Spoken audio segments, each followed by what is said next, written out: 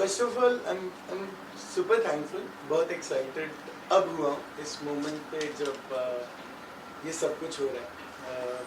एक आर्टिस्ट की ज़िंदगी में जब कुछ क्रिएट होता है तो क्रिएट होता रहता है और हमें महसूस भी नहीं होता कि कहाँ जाने वाले हैं, और वेट होता है, उम्मीद होती है, एहसास होता है कि कुछ है जिसके लिए ये सब हो रहा है। आज का ये मोमेंट, आप सब लोग इकट्ठा, एक गाना जो अपने आप बना, हिंदुस्तान 15 अगस्त से हमें शुरुआत करा रहा है, हमारे गाने सुनाना शुरू करा रहा है, और यहाँ से आगे तक का एक रास्ता है, बहुत सारे गाने हैं, पर हिंदुस्तान एक वो गाना है जो मुझे मेरी आखिरी सांस तक मेरे को एहसास दिलाएगा कि इस गाने से दोबारा एक ज़िंदगी में शुरुआत हुई है।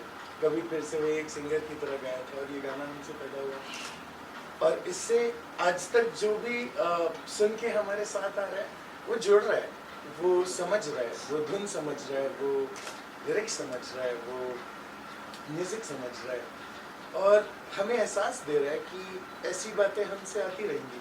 ये एक पहला एक आर्टिस्ट की सोच ही तो होती है, एक उसका जहन ही तो होता है। मुझे लगता है उसका पहला टुकड़ा है, मेरी शुरुआत है। इससे अच्छी कोई बात नहीं हो सकती कि देश से शुरुआत हो रही है, हम चाहें या ना चाहें, ये ऊपर वाले का एक गिफ्ट है, और मुझे लगता है ये सबसे बड़ी ब्लेसिंग है। इसकी वजह से हमारे अगले ज़िंदगी के 30 साल दिखेंगे, महसूस होंगे, और हम काफ़ी जगह सुनाई देंगे। आपकी म्यूजिकल जर्नी काफ़ी लंबी रही है, तो एक थोड़ा सा फ्लैशबैक में अगर जाएं, और कैसे शुरुआत हुई ऋषभ, कैसे?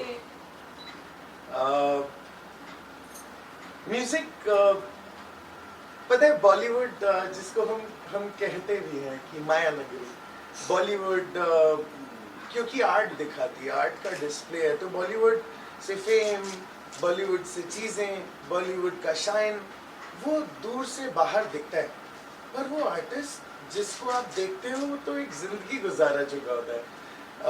17 साल की उम्र में मैंने अपनी ज़िंदगी में काम शुरू किया था, बिजनेस फैमिली का, एक बिजनेस की तरफ जाता लड़का था, और वहाँ से बॉम्बे हुआ।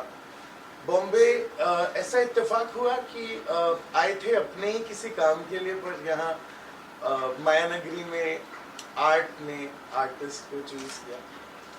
मुझे लगता है 10-12 साल की मेरी जर्नी रही है, जिसमें 10 साल पहले जब गाना गाया था तब आर्टिस्ट था ही, उसके बाद जो 10 साल की ज़िंदगी कटी उसमें आर्ट आई है। म्यूज़िक मेरे ख्याल से मेरी ज़िंदगी का एक्सपीरियंस है। मुझे लगता है जो मुझसे निकल रहा है वो है जो मैं जी रहा हूँ, जो महसूस कर रहा हूँ।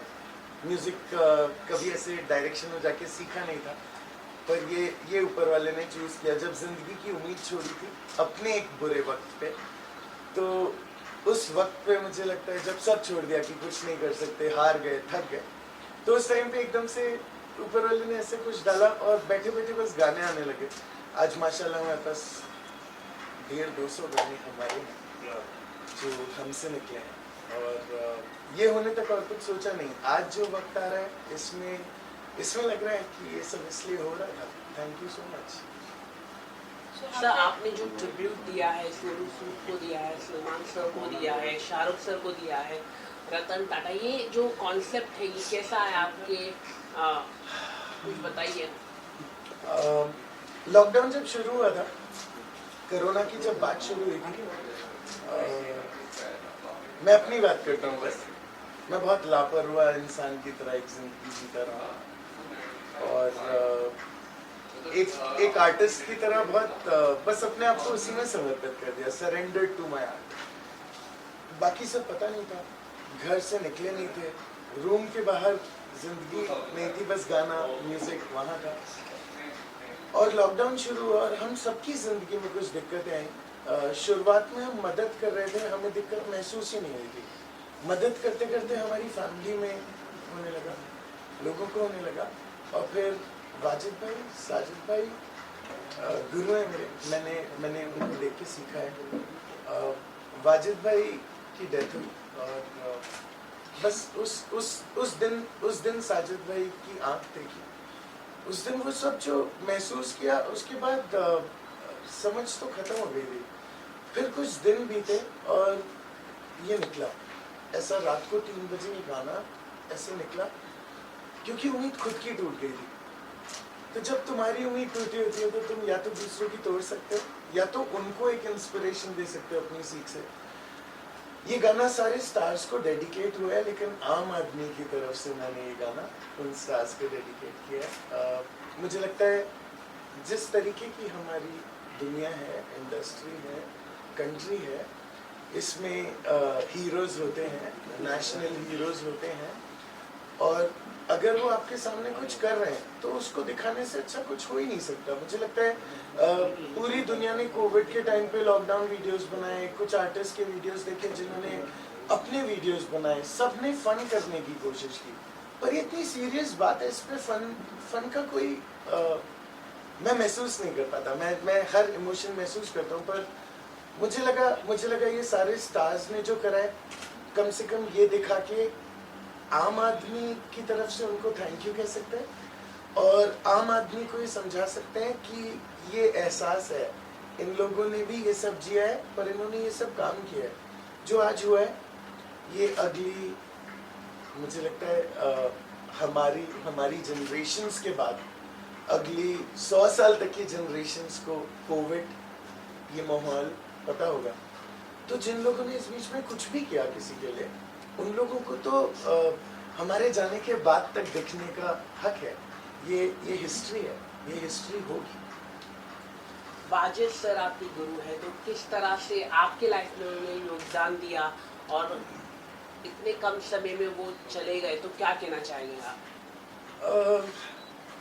पता है बहुत अजीब सी बात है। वाजिद भाई को हम बचपन से देखते थे, बट उनसे बात करने की हमारी कभी हिम्मत नहीं होती थी। साजिद भाई ने हमारे कान पकड़ के हमें बिल्कुल काम पे लगाया, सिखाया, पर उसी वक्त ना जब अपने अंदर आर्ट आई तो वाजिद भाई को देख के महसूस होता था कि इनको आर्टिस्ट कहते हैं। आप एक आर्टिस्ट को आर्टिस्ट की तरह जब देखते हो ना, तो आपकी आंख महसूस करती है कि आपने उनसे कुछ लिया, सीखा। आपके अंदर जो सब बिल्ड होता है वो इन्हीं सब लेजेंड्स को देख के आप तक पहुंच पाता है, क्योंकि ये अपना मुकाम हासिल कर चुके थे। मेरी वाजिद भाई से साजिद भाई बात कर रहे थे और मेरी बस ऐसा 2-3 दिन पहले वाजिद भाई को मैंने कैमरे पे देखा, एक सलाम हुआ और उसके बाद इत्तेफाकन ये हो गया। ये पूरी जिंदगी होने से हम अब तक नम हैं।